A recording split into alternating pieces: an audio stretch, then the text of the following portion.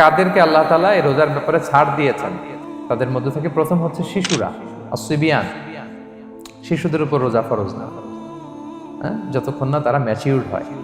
Number 2, Majnun, পাগলদের উপর রোজা ফরজ হয় না, যারা পাগল তাদের উপর ফরজ হয় না।